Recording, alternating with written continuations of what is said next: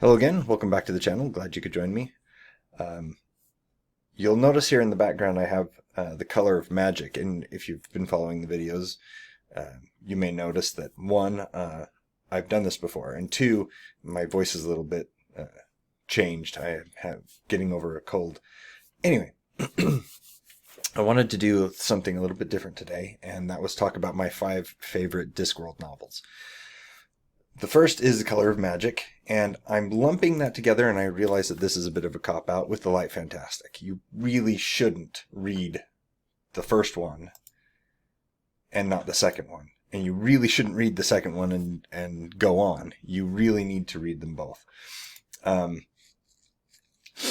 This was these two were the first Discworld novels, and in my opinion, they should have been one novel. It should have just been one book. But I don't get to make those choices, and so we have two. In The Color of Magic and in The Light Fantastic, we meet Rincewind the Wizard. He's a failed wizard. He has no magic whatsoever. He knows no spells. He went to the College of Wizardry, but he did really, really poorly. And we meet Two Flower. Two Flower is the Discworld's first tourist. He'd heard all these stories about Ankh-Morpork, where Rincewind is from and where he lives. And he decided that he just had to visit. So he saved up a bunch of money and hopped a boat and came to Ankh-Morpork from the Agatean Empire. And as I said, this is really our introduction to the Discworld, and Terry Pratchett maybe hadn't figured everything out, hadn't really nailed down some things like the humor and whatnot, but it's just a really great introduction to the Discworld and how it works. So you really shouldn't read the one without reading the other, and as I said, it's a bit of a cop-out, but if you've read the first one and then you went on and read other Discworld novels, now there's 41 Discworld novels, and various other books that are tangential. But if you've read the first one and you haven't read the second one and you moved on, you're really missing out how the adventures of Rincewind and Two Flower turned out. And if you've read the second one and haven't read the first one, you may be confused on how they met and what went on before they ended up where they were at the beginning of the Light Fantastic. Now, in Discworld, there are recurring characters and there are some books that go together, but there are a lot of standalone novels and things. So you can read certain ones like Small Gods, Pyramids, Moving Pictures, Eric. You can read those ones by themselves, and they don't. Well, actually, no. Eric is a Rincewind novel, so never mind. But there are some that are standalone, and they never were meant to go on. Monstrous Regiment, and some others like that. Anyway, so as I said, read these two. They're really good. The next one that I included on here is Interesting Times. This is a continuation of Rincewind's story, and this is kind of told. So we have the first two where Rincewind and Two Flower meet, and they have a bunch of adventures, and that gets all resolved. They go their separate ways, and now in Interesting Times, the patrician, the ruler of Ankh-Morpork, he gets a message from the Agatean Empire, where Two Flower is from, and the message says, "Send the Great Wizard." Now it's spelled with 2 Z's, which is how Rincewind spells wizard. It's stitched onto the brim of his hat. And so what they do is the wizards get together, they get Rincewind, and they teleport him to the Agatean Empire, regardless of whether or not he wants to go.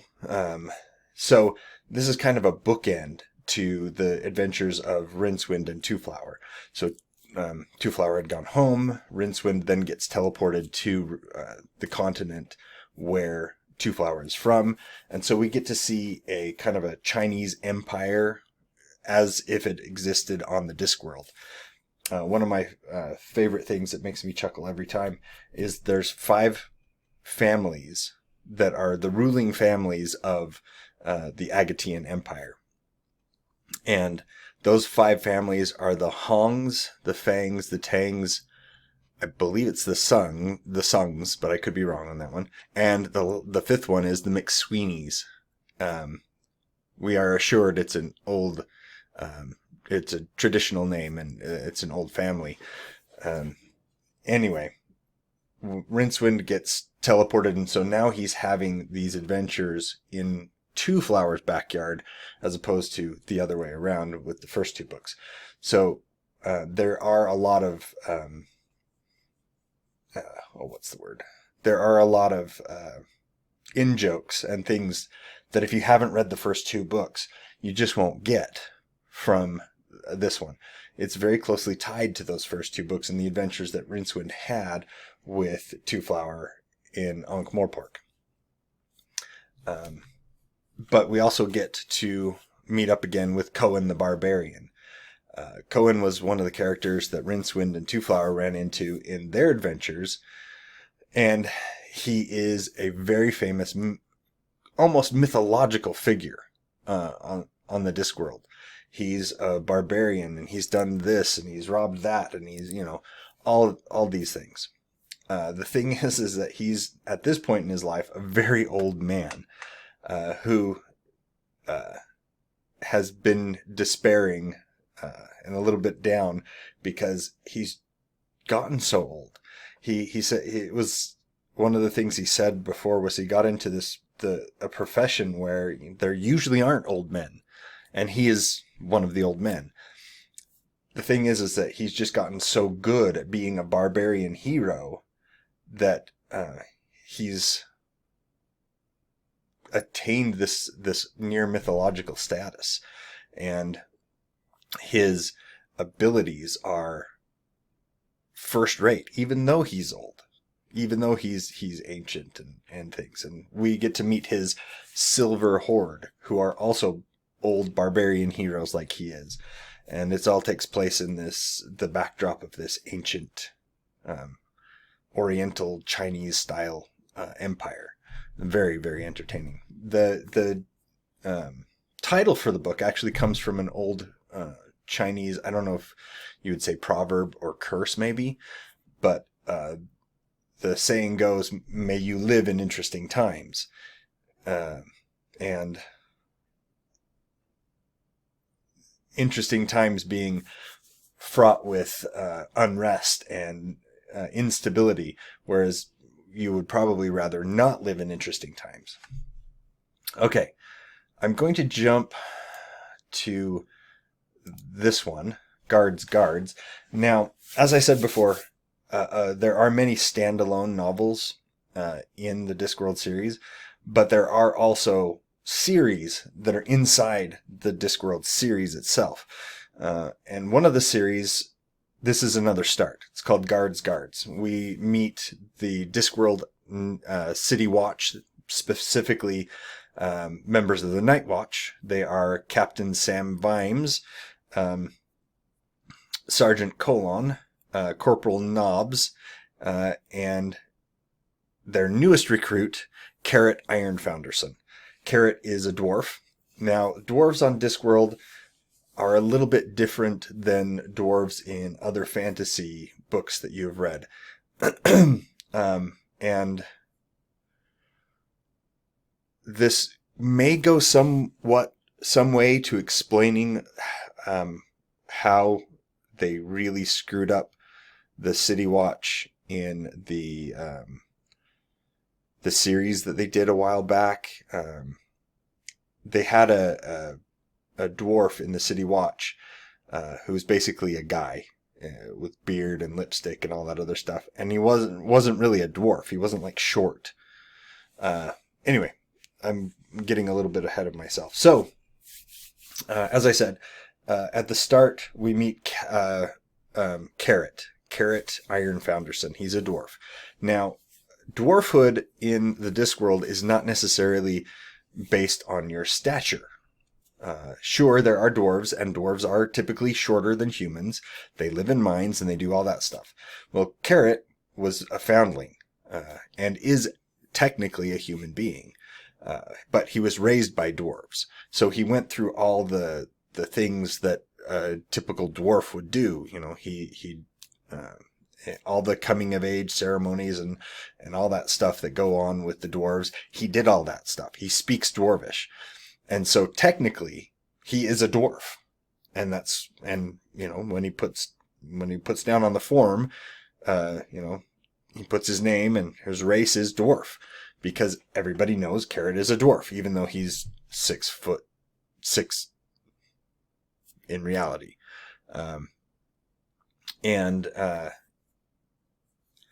You'll notice that there's a lot of flames and dragons and stuff. What happens is Carrot gets sent by his family. They realize that they know he's a human. It's not like they suddenly wake up and realize that, oh my gosh, he's a human.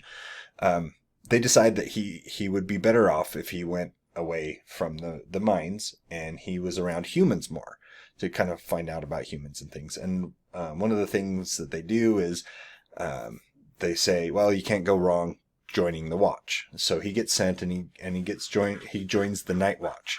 Now the night watch in Guards is the dregs. We have Captain Vimes, who is an alcoholic. He wants to be more. He wants to be better. But life has kind of worn him down a bit. And then we have Sergeant Colon, who prefers not to do his job as much as possible. When he has to go out and guard things, he tends to try to guard large things where it would be very difficult to steal them, like a bridge, because, you know, it would be very difficult for you to steal a bridge. And then we have Corporal Nobbs, who has a card that says, yes, I am human. Most people think he's some breed of monkey in a suit, and he has to have a card that says, no, I'm human.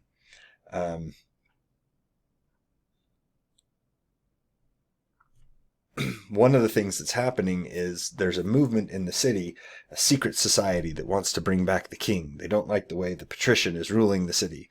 So they figure out how to get a dragon to come attack the city. And they think that having this dragon attack the city will make it so that they can install a king, a puppet ruler, and go from there.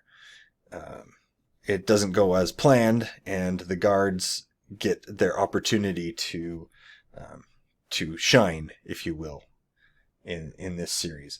It introduces you to some of my favorite characters. I love Carrot. Carrot is a great character. Sam Vimes is also a great character, but kind of in a different direction.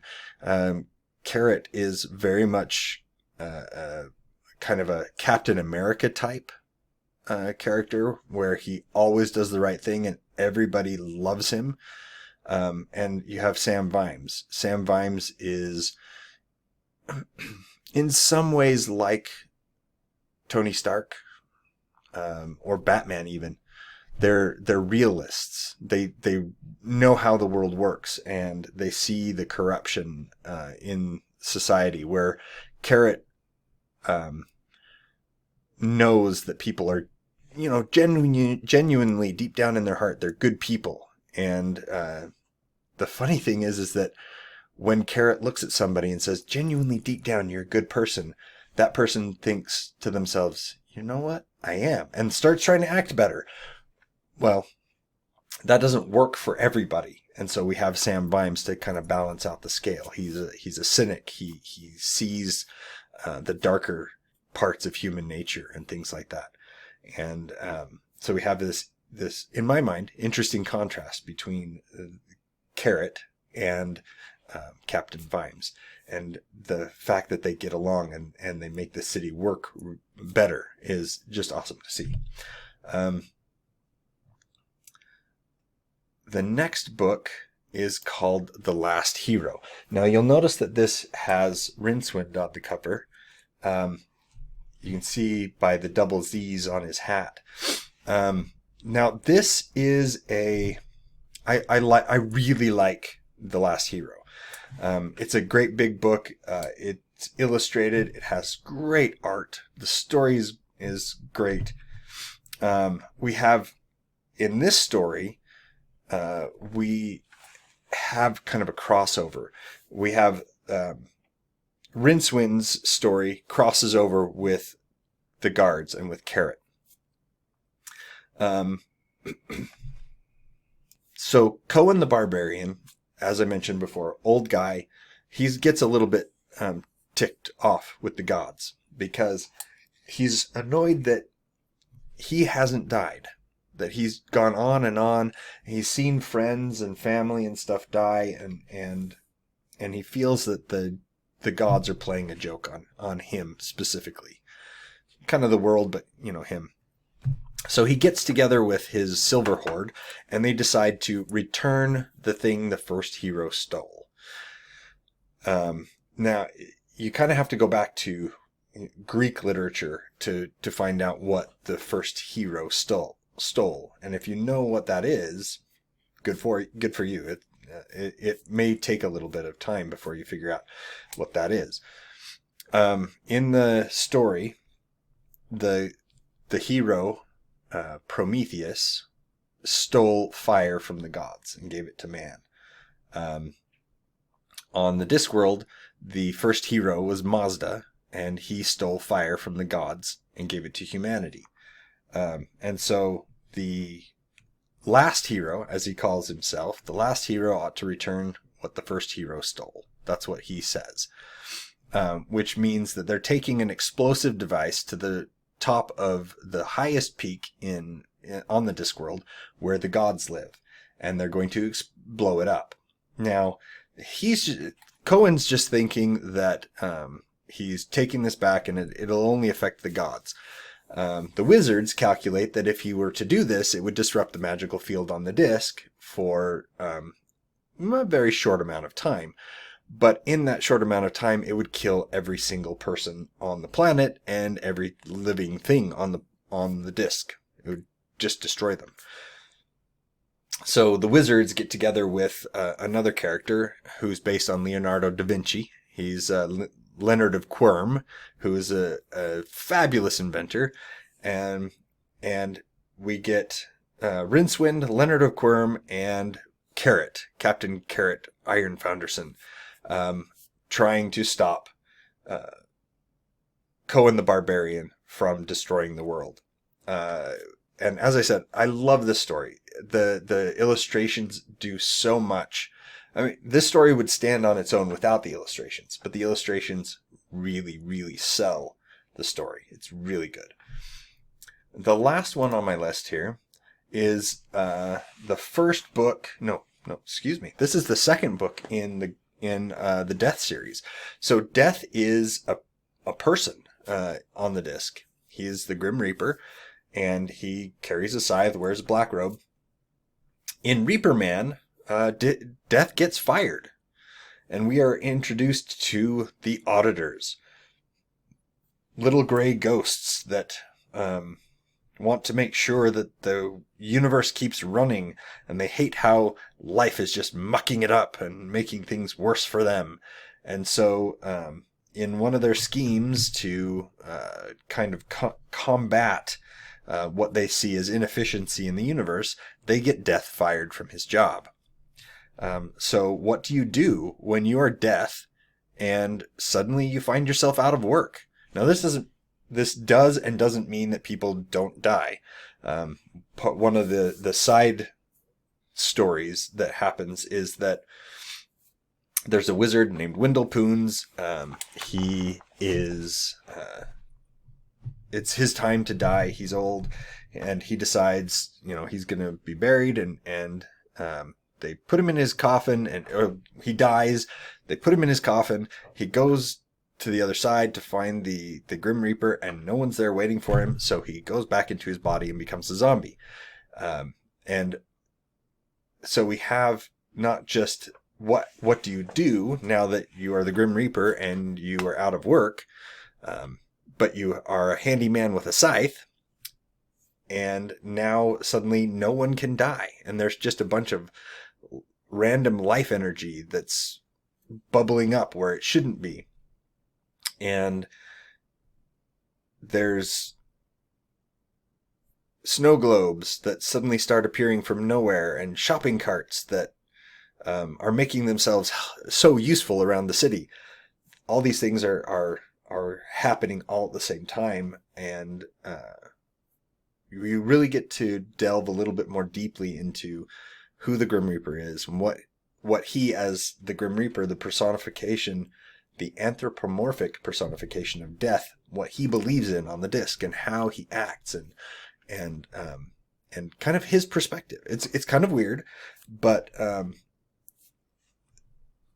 I know that, people don't usually think, well, he's the Grim Reaper. What do we care what he thinks? Well, this is kind of, well, what does the Grim Reaper think? What does the Grim Reaper think about his job and about his calling to reap the souls of men as it goes? And we get to really see who the Grim Reaper is, and kind of, I do like the there is a kind of an anti-consumerism message that is rather interesting in this particular book. It is not so much beat you over the head with anti-consumerism, but it is an interesting take on the anti-consumerism message that you sometimes get. Anyway, those were my 5 choices. If you've read these, let me know what you thought of them. What are some of your favorite Discworld novels? If you haven't read Discworld, if you haven't read any of the books of Terry Pratchett, they are really good, especially the Discworld series. He has some other books that I've enjoyed. Discworld I enjoy most, and it's very much a comedy fantasy series. So if you like fantasy, you like comedy, you might want to get into the Discworld series. So that's it for today. Like, share, subscribe, all of that stuff. And until next time, enjoy what you're reading.